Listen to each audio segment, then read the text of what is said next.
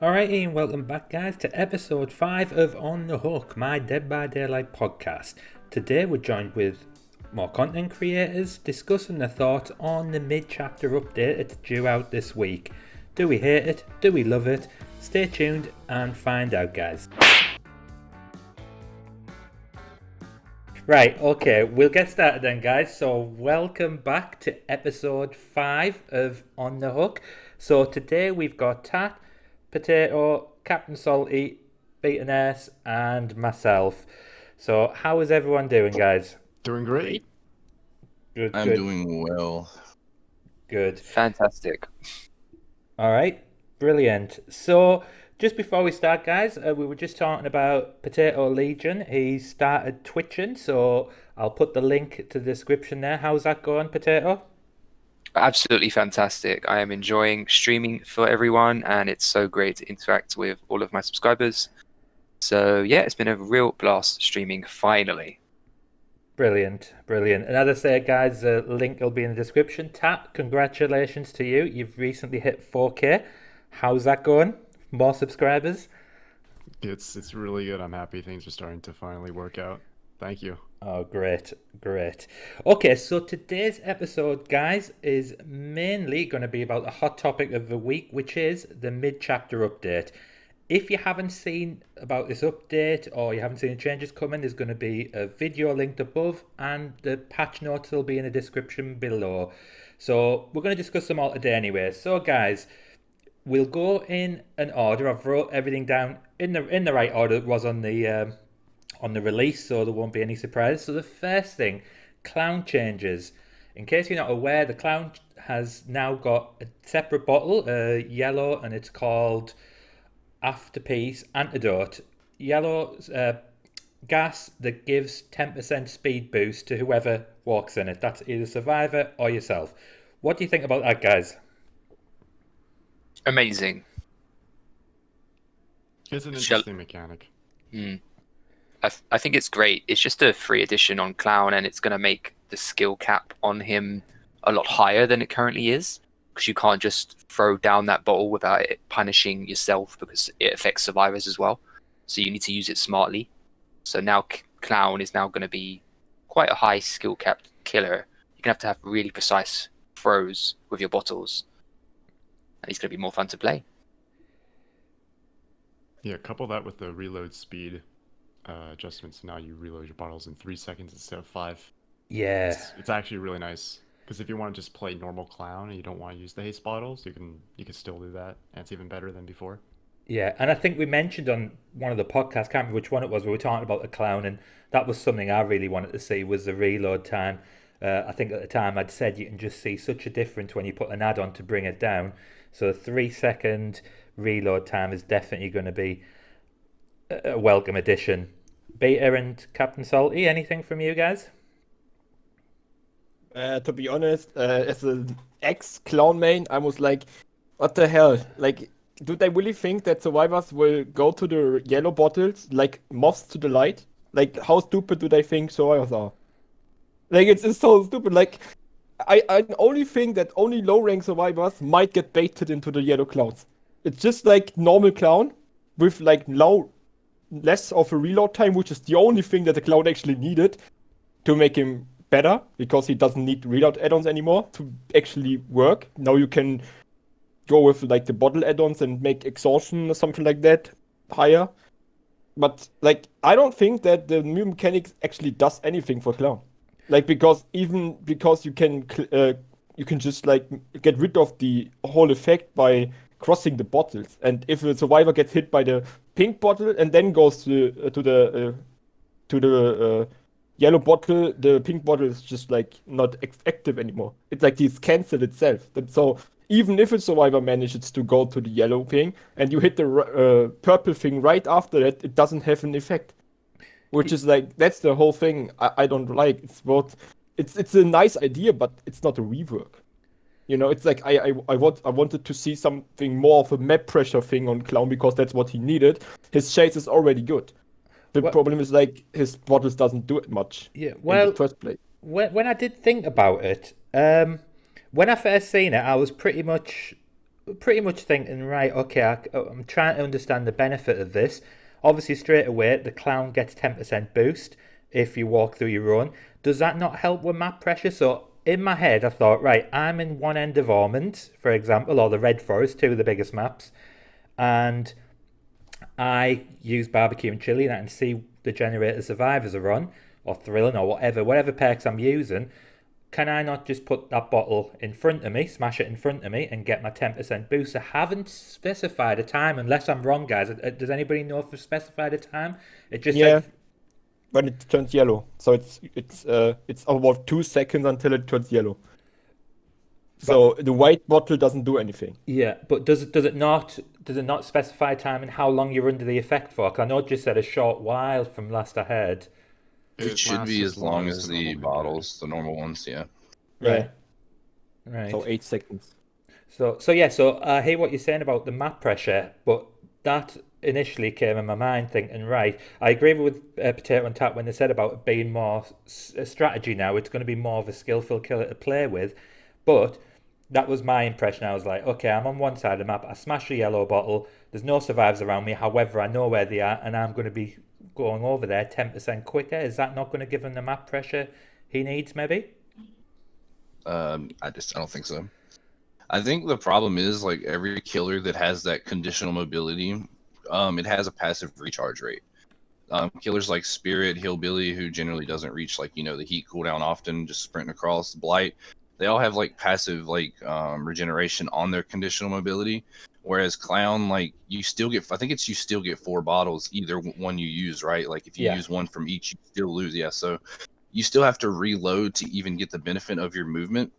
So reducing the reload, if you play that like style of play, reducing the reload time to 3 seconds is literally just the extra 2 seconds that you would have spent is going to be having to reload twice as often if you're using it for mobility. Yeah. And when they first introduced it, I didn't like I forget what his name was, but the way he explained it was just really awful, which I think also made it seem pretty bad because he was like, if you're at a loop, you can bait a survivor into a dead zone. And it's like, if a clown throws a bottle that's not a pink bottle, I'm staying at the loop. I don't care how fast he gets or how fast I get.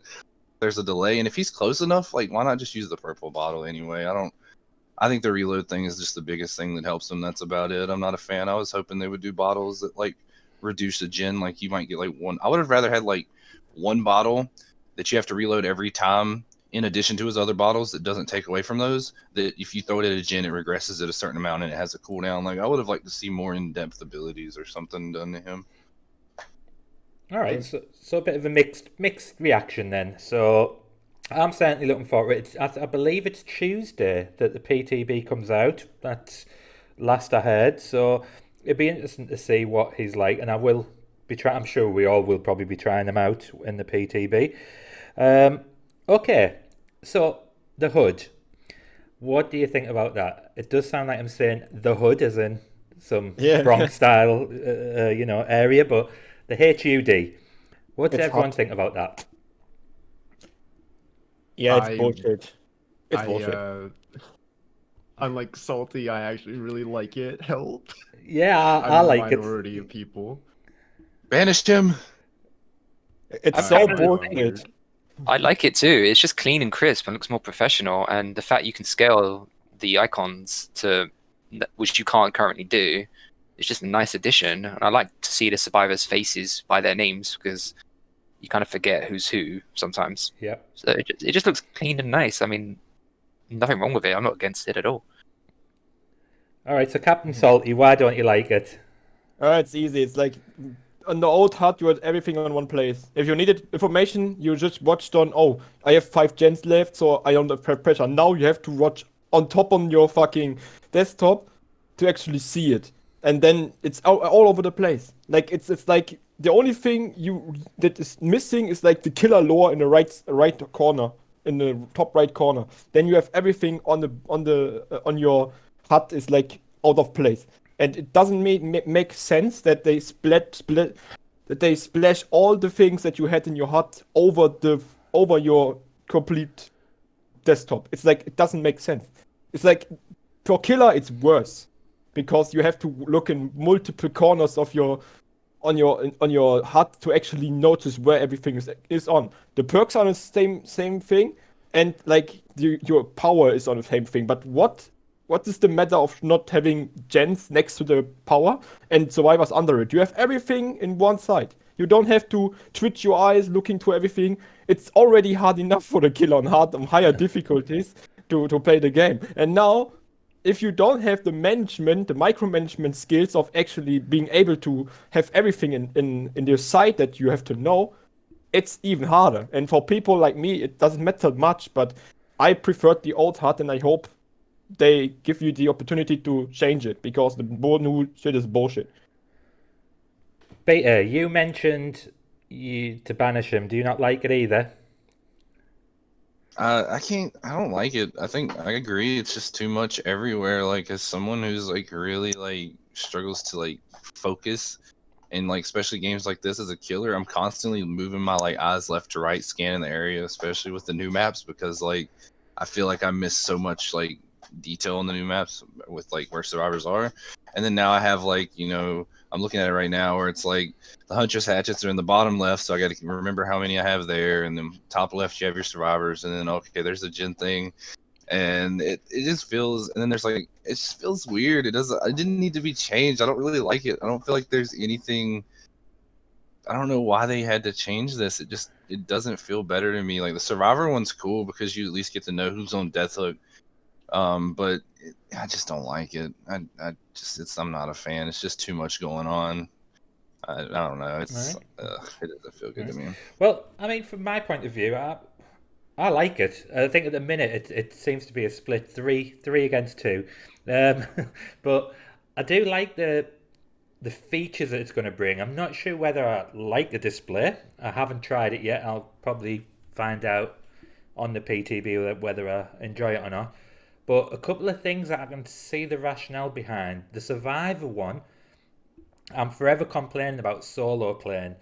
And I think the Survivor one is going to hopefully, fingers crossed, make people more aware of what's going on around them. So when you are playing solo, you've got that, people can see you might be on death hook. They might come and take a hit for you. I don't know. I mean, it might not change everyone's playstyle altogether. So that really helps. From a killer's point of view, I do, like Potato said, I like the fact that you can see the player character, because I forget. I'm playing the game.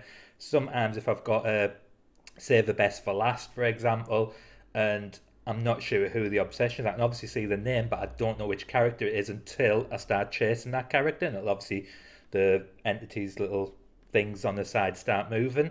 That's the only way I identify them, and then obviously I'll try and remember it after that. But I think there's a couple of things that I can see why they've done it. So I do actually like it. Tat, did you have anything? Yeah, I like it for the exact reason why that Salty and Nurse don't like it. With the current HUD, when I look down in the bottom left, I am bombarded with all sorts of irrelevant information that I'm not needing at the moment. Yeah. I don't want to look at the number of gens. I just want to see, okay, who do I have injured? Who just healed? Now I can separate what I want to look at with the new HUD, which is great for me. Yeah. But the thing is, all your argumentation is about you can see they could easily implement the portraits of the survivors in your old HUD. It's not the thing that they have to move it to the left corner on the right side, on the left side in the corner. It's no reason for them to move that there. It's like you could also do it like a bit higher than it was, but not on the exact fucking corner of the left side. It's like you could. I would say they could easily implement like hook states in the old HUD, just moving the HUD a bit upwards, not spreading it all over the place. That's my only complaint. Like I like the change that you can that survivors can see who's on death hook, so solo queue is not awful anymore, I hope. But they could also do it on an old HUD. And that's not the reason for me to defend this new system, because they added features that people ask for forever. They could just do it on the old HUD, but move the old HUD a bit higher, so it's not on the bottom on the screen, but maybe left in the middle of the left side on the screen, which is better than like on top, on corner, and everything is spread around. If they wanted to make the spacing better, they could just move the HUD a bit higher, and not like spread it all over the place. I mean, I've watched quite a few videos since the update came out. Got a lot of different people's opinions, like just off viewing the content creators, really. And I do think maybe a compromise would be, I don't know how easy it would do, but I think CptSalty, I think you mentioned it, is maybe give people the option to stay or switch. As I say, I'm not a game designer. I'm not sure if that's something that's possible, but that seems to be like something that might be of interest to them. So, okay then.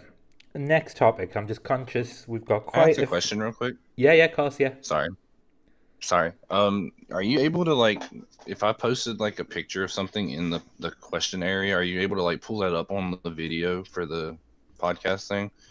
Yeah, I like sure. what Puppers did with this. I posted in podcast questions, but Puppers did a different reiteration of the HUD. What do y'all think of that? If that's possible. That's what I'm talking about. I actually like that a little bit better. They had no reason to put it upwards. They could just have the characters on the bottom set, but they could just implement the character portraits, and so you know who's your obsession and who you're hitting, and you should avoid if you play save the best for last. But they have no reason to put it all over the place. Like, it doesn't mean it's no reason, and all the things that was said here is like just defending the argument of now you are able to see how many hooks Survivor is on, and you can play solo queue better, or you can see the maximum amount of hooks that the killer got. But that everything could be also done if you look at the picture of Puppers. It's easy, and that's what I talk about. It's like the changes are fine with that you can see the hook states, but there's no reason to put it all over the place. To spread it out a bit, yeah. I will. Yeah, that's what I talk. I'll put that picture up as well. So I've just been looking at it. Yeah, it makes sense. But I will put that on the podcast as well. Okay, we'll move on from that. And as I say, we've pretty much got a split down the middle with that one. So, matchmaking ratings and rank rewards. Potato, do you want to fire away with this one? Yeah, sure. I mean, it's always nice to get free blood points for the whole ranking system. I knew they were implementing this a while ago because I think it was mentioned in one of their streams. But I guess it gives more people incentive to sort of earn their way up in the ranks to get the blood points on the 13th.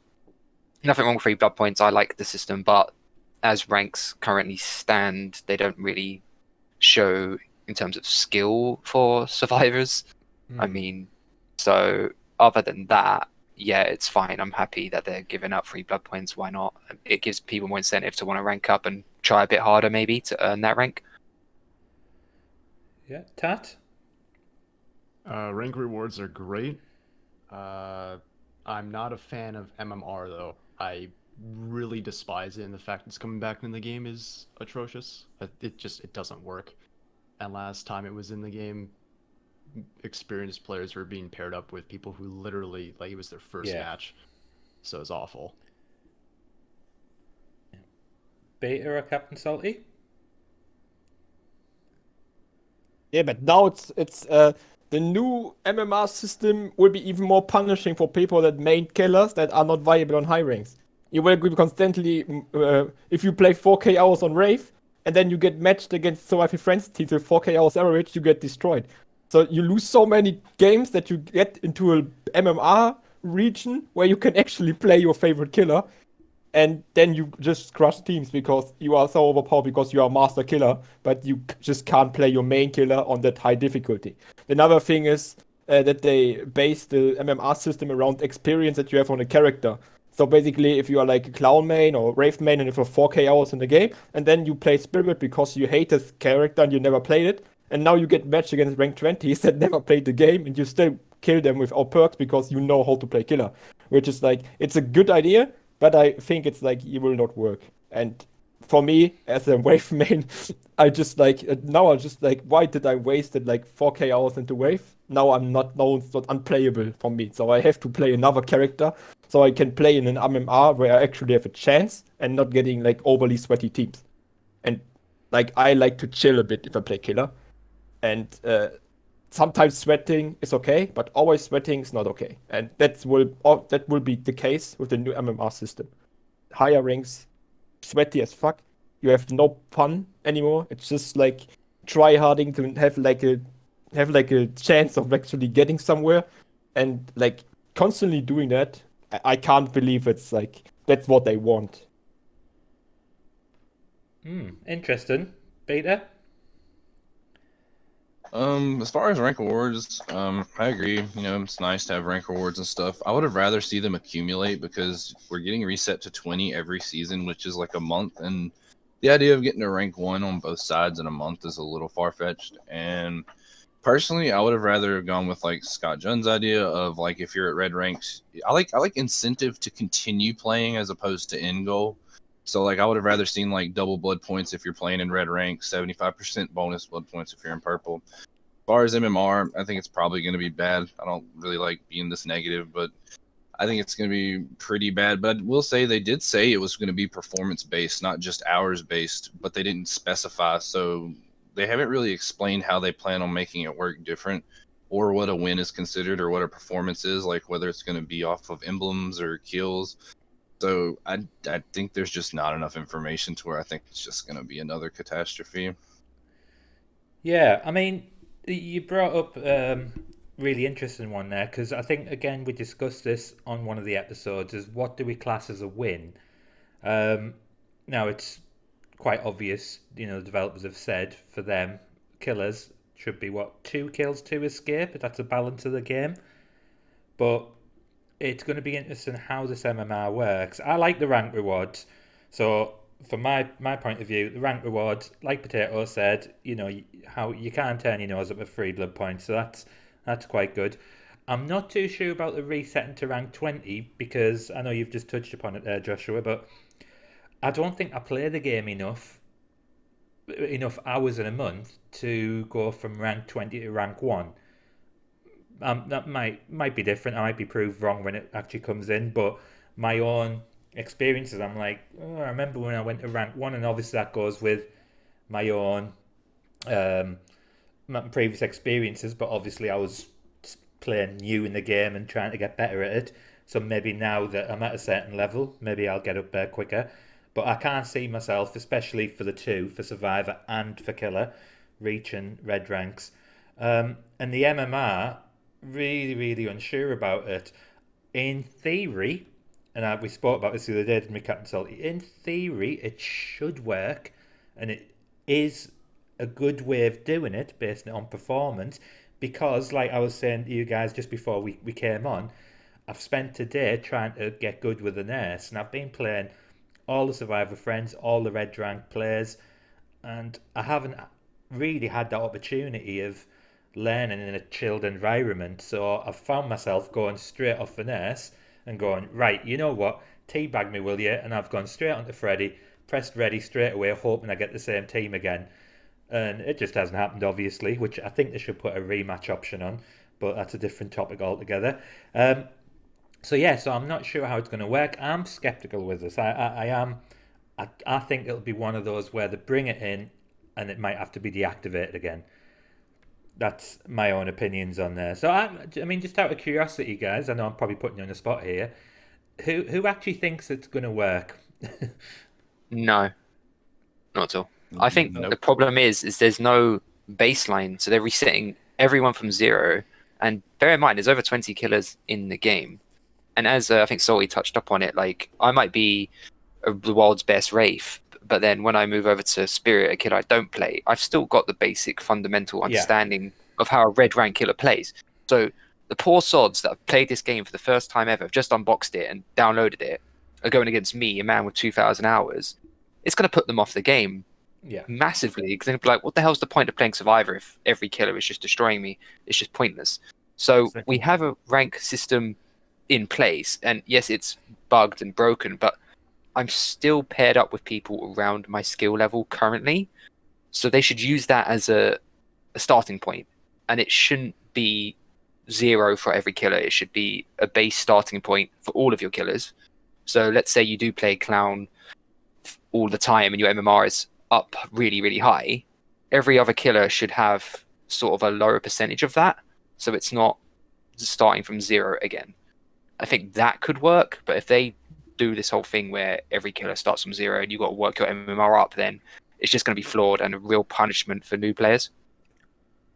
My problem with that thing is, like I said before, it's like, I think it's just like a measurement to maybe push down Freddy's win rate a bit. Because if, like, let's say you are a Freddy main and you play this game for 4K hours, and like you have like 4Ks in general, like every game you 4K because the game is too easy for you. You get put against players that are like breaking your neck because you're perfectly playing to my friends' teams, and now you will struggle because you don't get 4Ks anymore because it's out of balance. And it's just like, it just hurts every our killer just because Freddy overperforms and will not overperform with that new system, because Freddy, Nurse, and Spirit might be the only killer that are actually viable in those high ranks, in those high MMR ratings. The rest you can just put in the trash. You know, like, you are not able to play as a Wraith main on this high MMR anymore because you are forced upon really good teams on that thing. And against, for killers that are actually like slaughtering like solo queue survivors, casual teams that have no clue what they're doing, it's something to punish those players and give them like more challenging. But for all people that play other killers as main that are not viable on high ranks, they will just suffer from the system. And same with the new players. When I mention like you're playing Spirit the first time and you still have the red rank killer knowledge, you just bully new survivors, and then no one wants to play anymore, because why should you play if you have no chance of winning anything or like getting the chance to learn something if the killer just outplays you the whole time? It's just like a poorly idea. Yeah, I mean, and that's something that, again, like I said, Captain Slot, we spoke about this the other day, didn't we? For me personally, when I moved from console to PC, I had to start over because we've got no cross progression. So I had to start over again. And it was boring, to be perfectly honest. I was letting two survivors leave in some games because it was just like, actually, like you said there, Captain Salty, it is, and I think Potato mentioned it, it is about the hours that you've already put in. You know, so it doesn't matter which killer you are, you have to get used to that mechanic. And I've said for quite a while now, what I'd really like to see, because this is the only reason I'm looking for M actually coming in, is because I do want to practice as a killer, but I just wish you would put a practice mode in. 4 bots, 1 kill. You know, you can pick any killer you want. I know people are going to be probably shouting at the screen saying, well, that's what kill your friends is for. But sometimes you just, you know, you might not have people available to play. So I'd just like the practice mode so I can just go in with a new killer, like we mentioned, Nurse, Orny, killers that are going to need some skill and different mechanics than what you're used to, and just playing the practice game until you feel you're ready to play in on the live servers. That's something I wish they would bring in. But yeah, you can't take away that killer knowledge that, you know how to moonwalk, you know how to run that loop, which a rank 20 wouldn't know how to do, more than likely, or not, not be aware of that because they're still learning the game. So it's going to be interesting. It'll be interesting. Again, my understanding is, I'm thinking if it's going to be on the PTB, are they going to put the matchmaking ratings on? I don't know. But I'm imagining it'll be February when this comes into play. So we'll all be reset to rank 20, all starting afresh. And probably most of us getting 4Ks left, right, and centre, I should imagine. Now's the time to put all your best meme builds on, guys. Right. Okay, next thing then. The Wraith.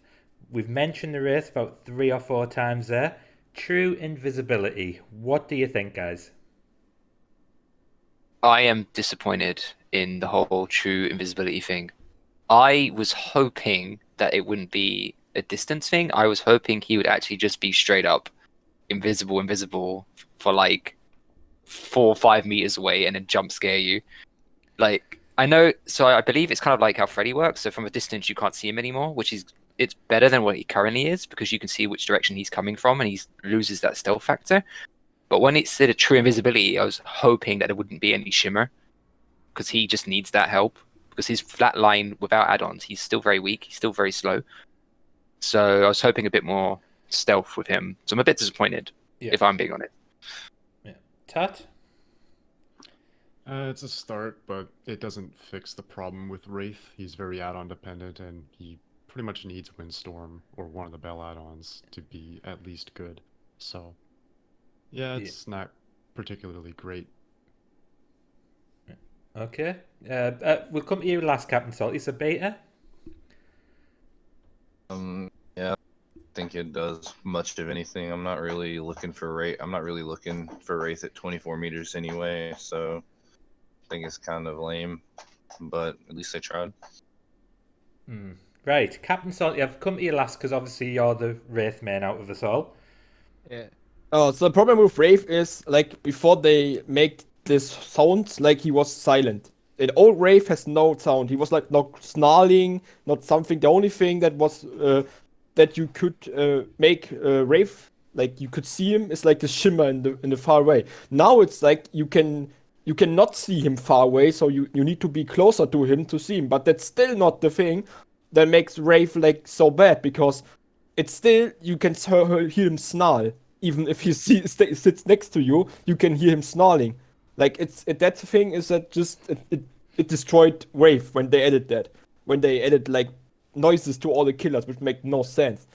And then the second thing is, the problem with Wraith is that he needs add-ons. Like Ted already said, it's like he's really add-on dependent.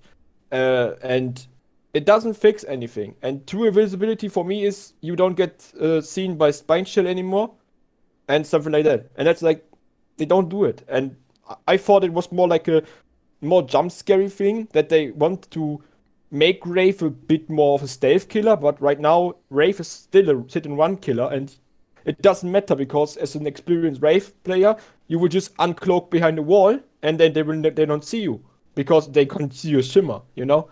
On open maps, it's bad, but it's better on open maps now, but it's still not what Wraith needs. And it's a complete wrong attempt to actually buff Wraith, because make his Rimstorm base kit, give him more movement speed and cloak, something like that. That's what Wraith needs to be on par with other killers, because without add-ons, he's like the weakest killer in the game. Yeah, I mean, I have to agree with what everyone said there. I mean, for me personally, I do feel a bit let down because true invisibility, I was hoping it'd be everywhere. So, like Potato Tap mentioned, there was just, the jump scare element. He can come right up to you and you not even know he's there before he uncloaks. He's still got the time to uncloak, so you can. It's a bit like Ghostface Myers, people like that coming up here. So that's what I expected. So pretty disappointed. And yeah, like the clown, like I've been saying about the clown for a while, without the add-on for the bottle, I struggled with him. And it's the same with the race. Think I've probably played about 3 or 4 games without a windstorm, and he's very, very average. You need the windstorm on him to make him better. Right. So the next update was for the Trapper then. So, I mean, this was only an update in regards to the luck element of his traps. I know when they mentioned it on the developer update, they gave you all the figures. What do you guys think about that? I'll start off with Potato. I know you play Trapper quite often. Yeah, I mean, I'm happy about the change. They say that it's going to be a reduced chance of you escaping. So I believe it's, was it between 1 and 6? Yeah. I think it is. Whereas before it was a 25% chance. And just my luck, whenever I play Trapper, someone jumps in a trap and they're off immediately. So that definitely needed a change. The only downside to that is 6 is sort of the max, so that you struggle 6 times and you're off, guaranteed, because it's 1 out of 6. Yeah. Whereas before it could go on and on and on, but that was very, very unlikely. So I'm not too fussed about that. I don't know if that's still going to fix Trapper. I still feel like he needs base kit and an extra trap in hand. Yeah. But other than that, yeah, I'm not sad about the update. I think it's fine. I mean, increased chance of you not escaping is always a good thing, right? So yeah, I'm happy they've introduced it, and I honestly didn't expect it, so I'm happy. All right, Tat, any thoughts on the Trapper?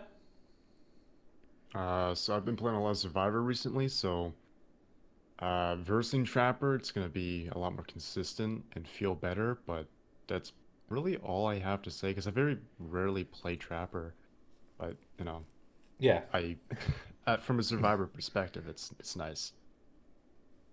Yeah. Okay. Beta, I'll ask you the question, but I know you mentioned you don't like playing Trapper.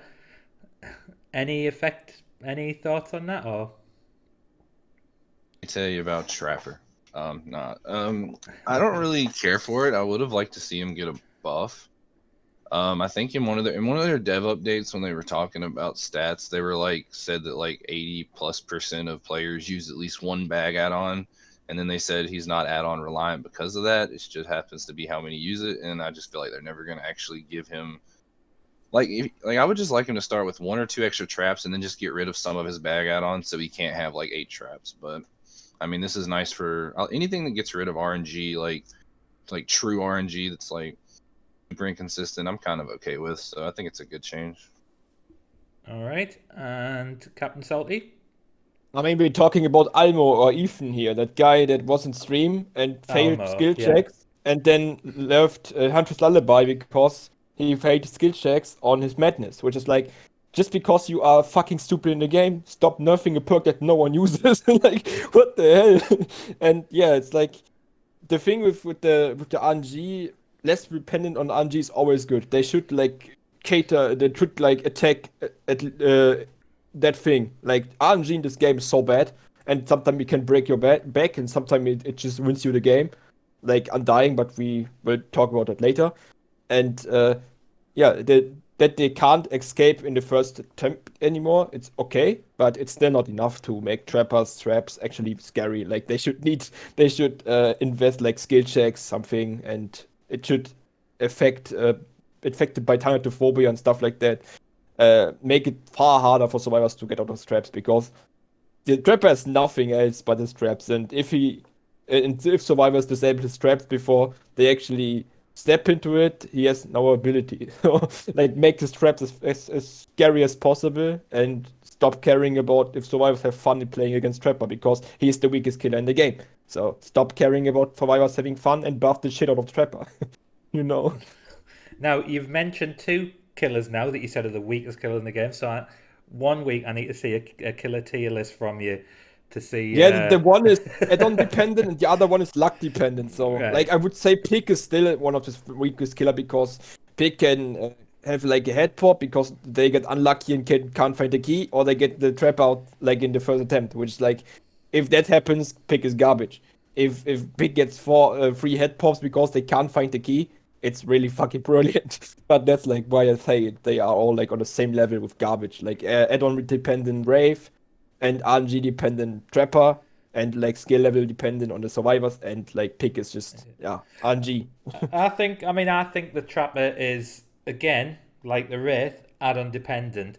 You mentioned there, Beta, about the 80% of people. I'm definitely one of them 80%. I never play a Trapper without taking a bag in.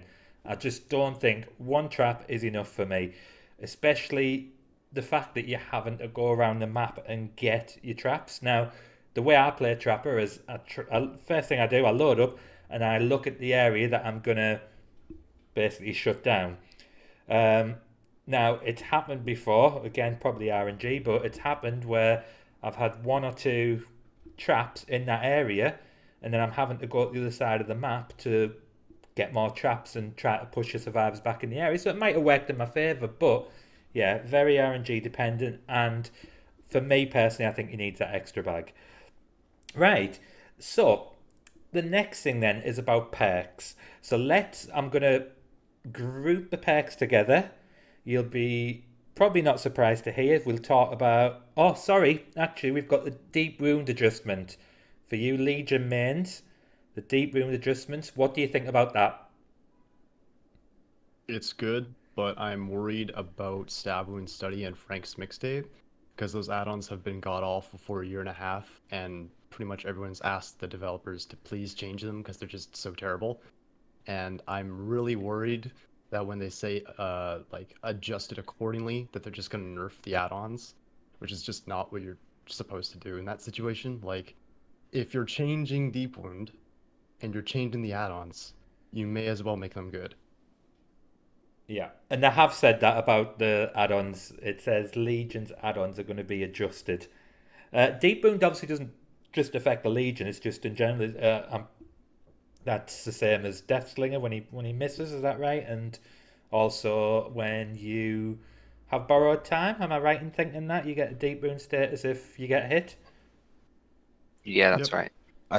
I thought they said that they were leaving room to change the borrowed time thing because they mentioned Doctor's Madness in borrowed time, and they said they wanted to change Deep Wound but leave room to work with the Doctor Madness thing. So I'm not sure because I think borrowed time. I don't know. I could be wrong, but they said something. They mentioned it in the thing about the Doctor, so I don't know. Right. It's because if you're in tier 3 madness, you can't mend. So if it's 20 seconds, you'll just go down instantly.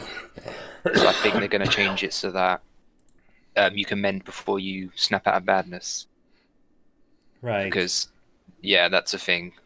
It's kind of annoying. I don't think it's fair that Survivor has nothing to do but to go back on the floor because they were saved by someone who had BT and the Doctor happened to hit you again. So, yeah, I think that's what they meant in terms of change.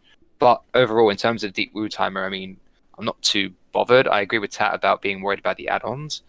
But if Survivor's free to mend, they're going to mend. If they're in chase, then the timer doesn't go down anyway. So Yeah. reducing it from 30 to 20 doesn't make a difference. They're going to mend regardless. So the second you, as Legion, hit someone with feral and run off, the first thing any Survivor does is start mending. So it doesn't really matter, in my opinion. The one niche situation where it actually will be helpful is in endgame collapse or with the exit gates, because it takes 20 seconds to open the exit gate, and both Legion and Deathslayer are now going to apply a 20-second timer. So it's literally impossible for them to open the gate without dying. So that's at least a little bit of something. That's going to be interesting. Yeah. Didn't think about that, actually. Yeah, that's going to be interesting for the end game collapse there. All right. So I'm just conscious of time, guys, so we'll move on. So as I was saying about the perks, let's put them all together. Diversion, Fixated, Iron Maiden, Second Wind. Anything in there that you're happy or not happy about, guys? Iron Maiden? It's good now, maybe? Iron Maiden. In combination with barbecue and chili?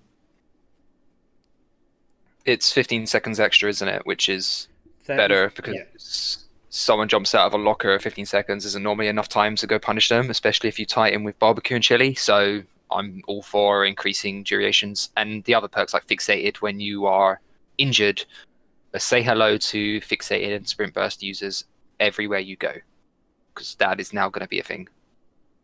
Because, yeah, why not? Fixated is a great perk. You're walking a lot faster, and now you don't have to use Sprint Burst because you can just walk to gens. So I assume everyone's going to be running those two perks together from now on. I forgot to mention. I also see most people running open-handed. I was just about to bring that up now. Open-handed, that's another one that had a change to it. Any thoughts on that, guys? Yeah, Kindred and open-handed. Yeah, I was gonna say it makes solo queue a lot better. Like that, and I think even like I've been running Windows of Opportunity a lot lately, which has been absolutely insane for just maximizing distance and knowing where to go.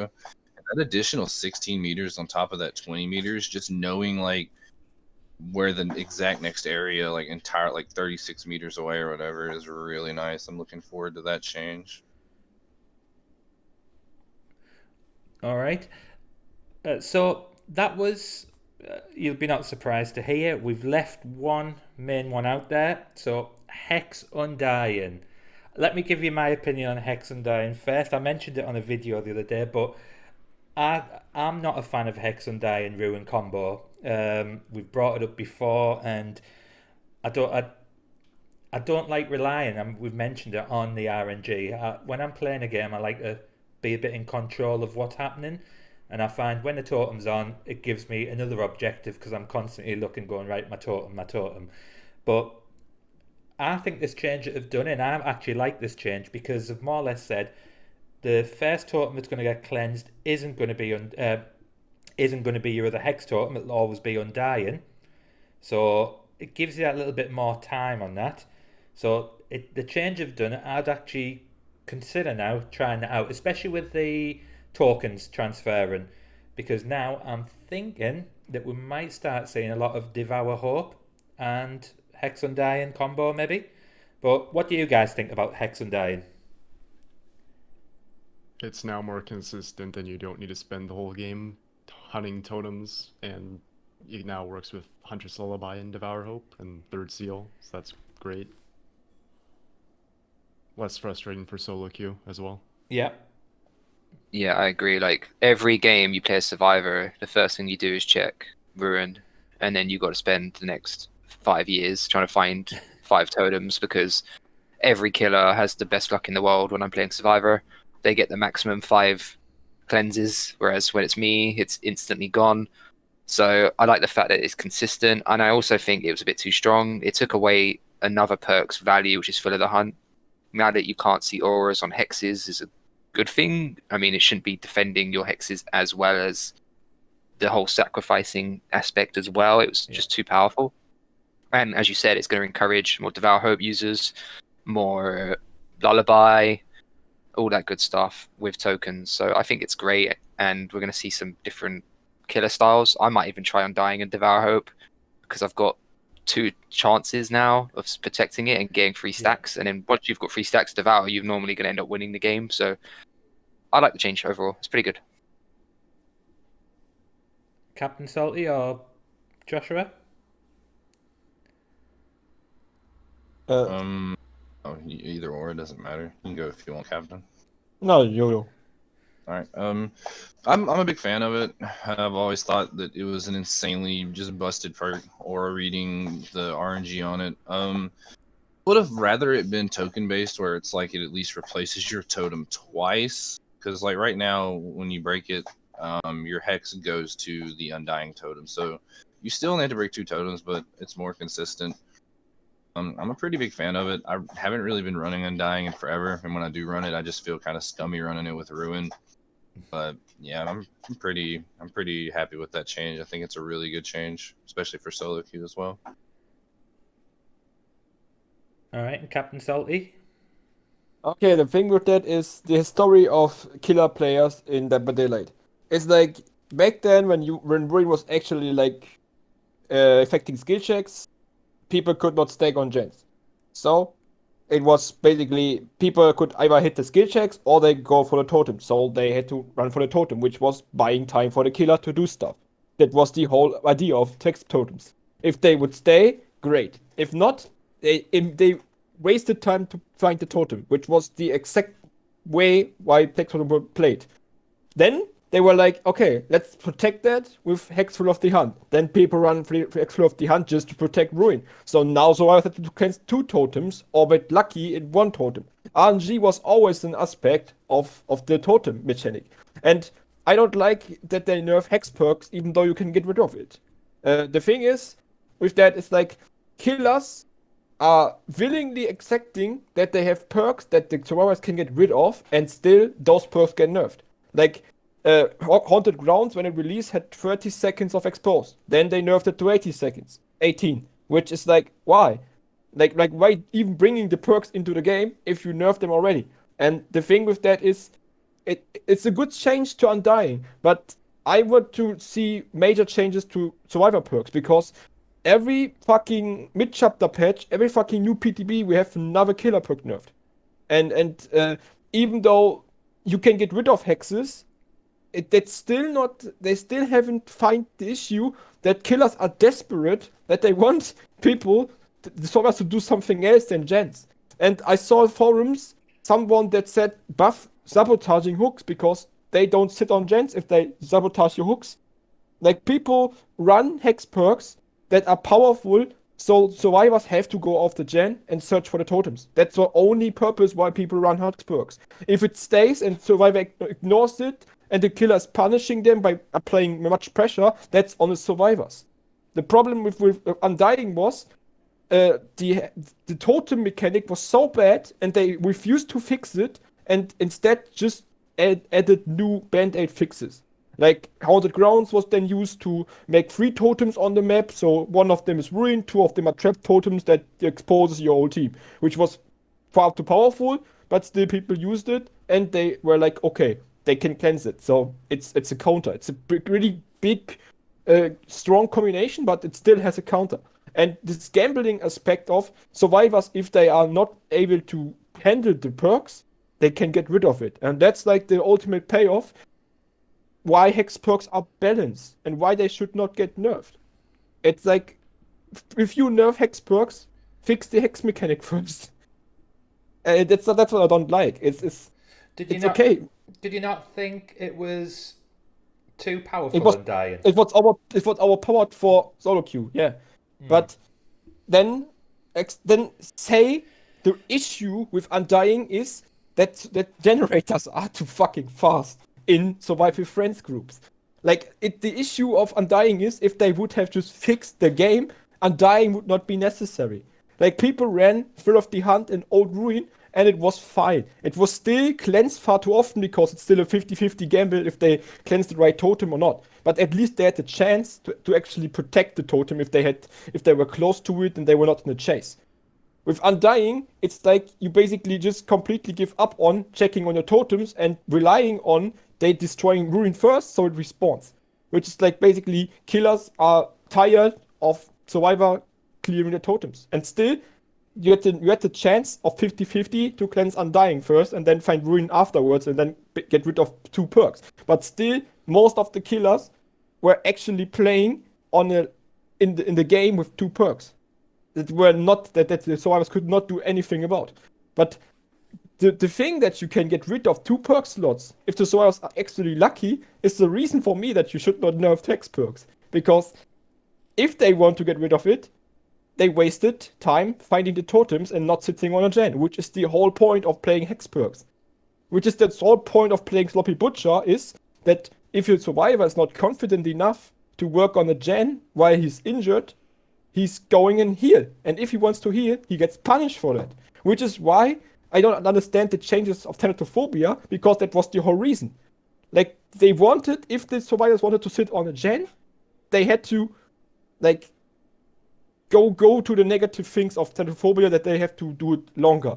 And if they wanted to get rid of it, they just had to heal. But because of Thanatophobia, healing took more time. So it's all killers do with those hex perks, with Floppy Butcher. It's just so they back on people not doing gens. It's just a cry for help in some situations. So while your friends do gens extremely fast, good solo queue teams, which you never find, but if you find them, you will notice if they just sit on gens, you will lose to them.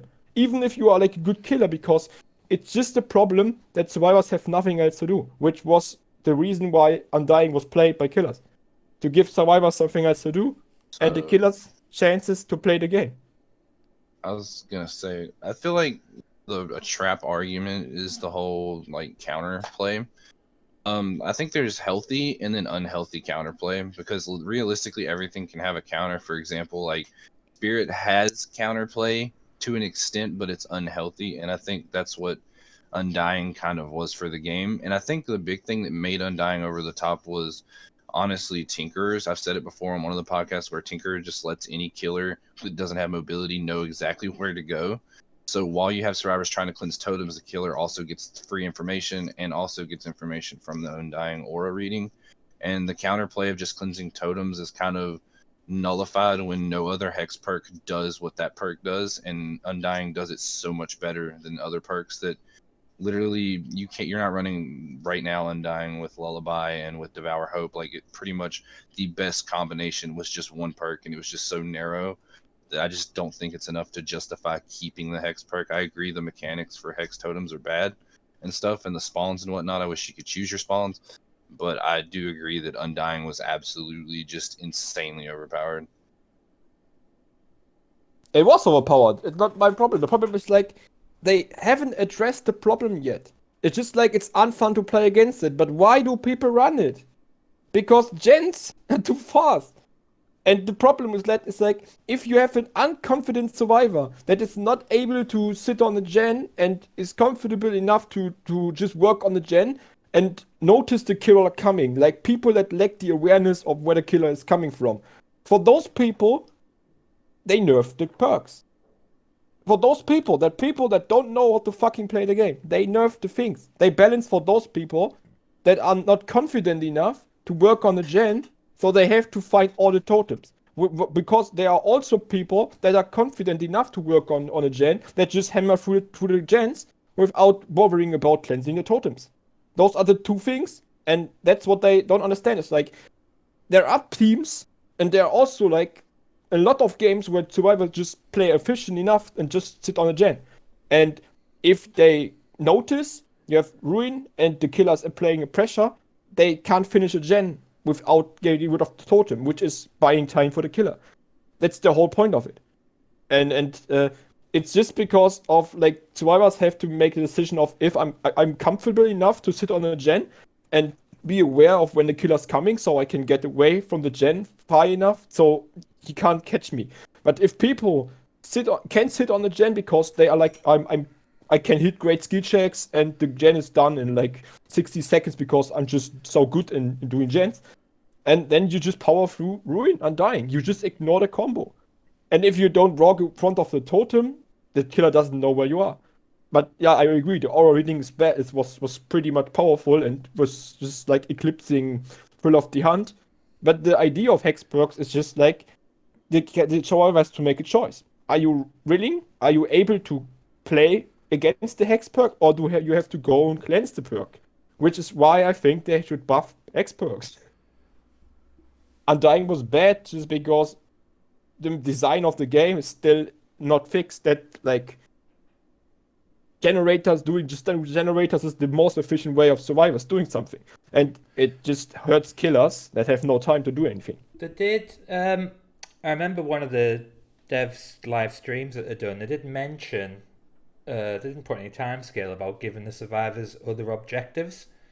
Maybe that's something that'll help. But I think what you mentioned there, CptSalty, I think, and I know I keep repeating myself about this, I think the problem with Dead by Daylight is they are catering for a wide range of ranks, skills, killers, different survivors, and I think it's interesting because I watch True Talent, for example. I don't know if any of you guys watch any of his videos, but unless he has clearly been asked to play a killer in certain perks, he's always got Ruin and Undying on.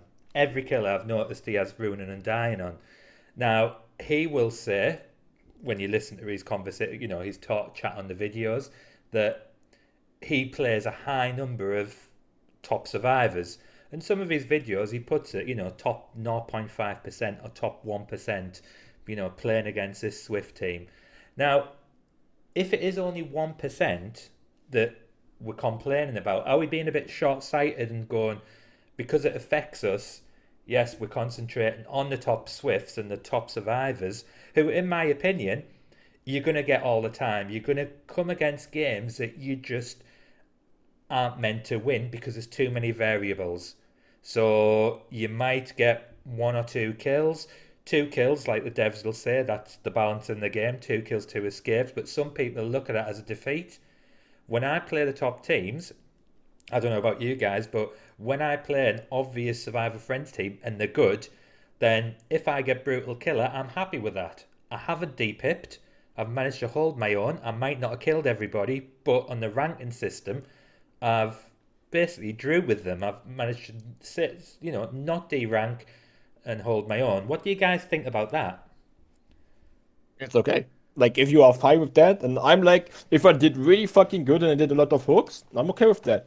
If I did not completely got crushed and I could like actually fight back, but in the end it wasn't enough. It's like, okay, I sweated for nothing, but it's the game, It's like the game is not supposed to give you free wins as a killer.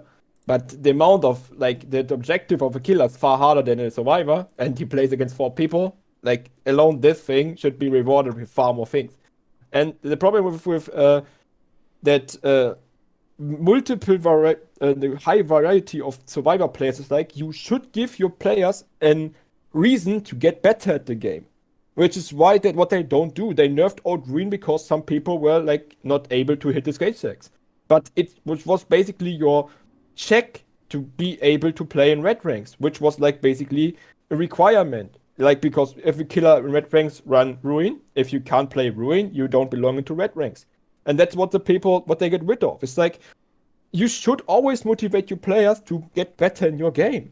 And don't just sell skins and sell like winter events and make people just log on and then log off again. You just should make people motivated to get better in your game. And if they get better in the game, they notice that a lot of things they complain about is not even worth it complaining about. But so I've just bought the game. I'm playing against, I'm starting theoretically speaking here, I'm playing against a killer. Hopefully it doesn't happen with this MMR, but I might be playing against a higher rank killer because matchmaking does that sometimes. So I'm playing against someone a little bit experienced and they have Ruin, Undying. I'm probably not even sure about what I'm actually doing. When I first played the game, my first game was a killer as Wraith. I went around the map cloaked, wondering why I couldn't hit anybody. That was pretty much my first game on Dead by Daylight, thinking, what on earth am I meant to do with this game?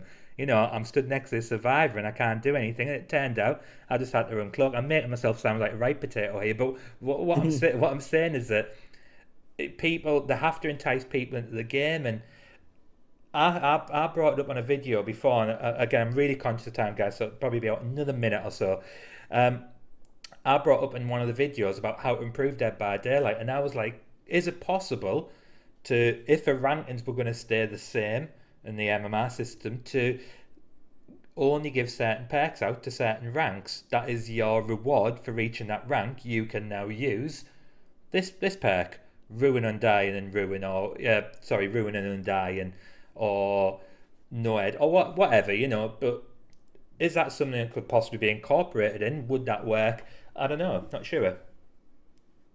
I think the main problem, I think that could work, but the main problem with that is, like, there's a lot of people in this community that have grinded this game for hours on end, and it's not exactly easy to get every perk teachable in the game. Yeah. So those people would be punished and lose certain perks because of their rank, and I think it'd be unfair for them. Like, they have to consider the fact that people have grinded for these perks, so they have to be usable. You can't just take that away. I get it. It would be a good idea potentially to prevent, the skill difficulty in certain games, but yeah, there's something you definitely can't take away from those people that have grinded hours and hours into the game. The thing with Dead by Daylight is it's one of those games where no matter what, it's not perfect, and you're never ever going to win every single game. Doesn't matter how good you are, RNG and just the teams and luck will always screw you over. You could be the best nurse in the world, but you could get the corn map, and corn blindness could just kill you. So, it is what it is. And in terms of this overall update, I think they've made some decent changes. So, yeah, I think I don't even know what's going to happen in the future. If MMR works, then it's a step in the right direction, but we'll just have to wait and see. Yeah. And it's interesting you should say that, because I'm going to post a video up at some point this week, and it was a survivor player. I was playing against a nurse, and it really hit home because this was a rank 1 nurse, and at one point this nurse was one hit away from 4 slugs, and she made one mistake, and I also had Unbreakable, so one mistake where she went on the chase a bit long, and one perk cost her, and actually 3 people ended up escaping. And I sat there and I thought, you know what, it's never going to change. As survivors, you're always going to have them second chances, but as killer, them mistakes can be very costly. On that note, guys, anything else to say about Hex Undying before we wrap up? Like I said, it was a partly strong perk. I agree that it did so much things, but it doesn't fix the issue with the game. It's like that hex perks are used to make survivors do something else, and until they do something, so survivor like have to find parts to repair generators, or don't just hit on gens. It entice them to just go for chases more often, or just go for hooks more often, because they reduce the hook timer, for example. Maybe they don't have that much time to just sit on gens and then go to the hook, so they have to make a decision if I stay on the hook or let my guy die on hook, It's like survivors have far too much time to do whatever they want, and killers don't, and that's like the unfair things. Like, you are 4v1 and you are already at disadvantage, and the game puts you even more on a disadvantage because the survivor objective in comparison to the killer objectives is far too easy, you know.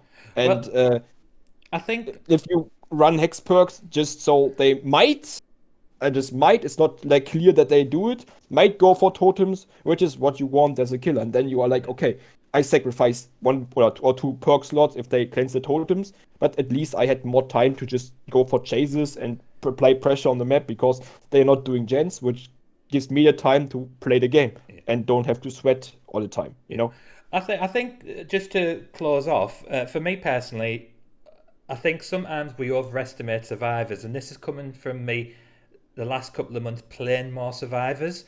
The amount of times where I'm on hook and I can see someone just sat in the corner or urban evasion somewhere or self-caring, and I said it on another video, it might have actually been a podcast, I can probably count on one hand the amount of times where I've played and I've thought, wow, I've had a really strong team there. This is solo, I understand the issues with survival friends, that's completely different, but I think sometimes we overestimate the survivors on there, but we will bring that up another week. So I know, Potato, you've probably got Twitch to go back to. Tat, you as well, possibly. So I will leave it at that, guys. So again, really thank you for coming on. Happy New Year again. And hopefully we'll catch up again next week. And I will, CptSalty, I think I'll put that on the agenda for next week. We'll talk about Survivor Friends and solo queues. All right. Yeah, thanks for having me again, mate. Right. Appreciate it. No problem. Pleasure. Too as well. Alright, so as always, thank you to Tat, Potato, CptSalty and Betanurse for joining me on this podcast. Hope you enjoyed it, guys. If you did, please consider giving it a quick like, share the video, let us know what you think about it in the comments below, join my Discord server, let's have a discussion about it, and if you do enjoy my content, guys, don't forget, please press that subscribe button, it's completely free, click the notification bell and that'll update you when I next release a video. Alright, thanks guys.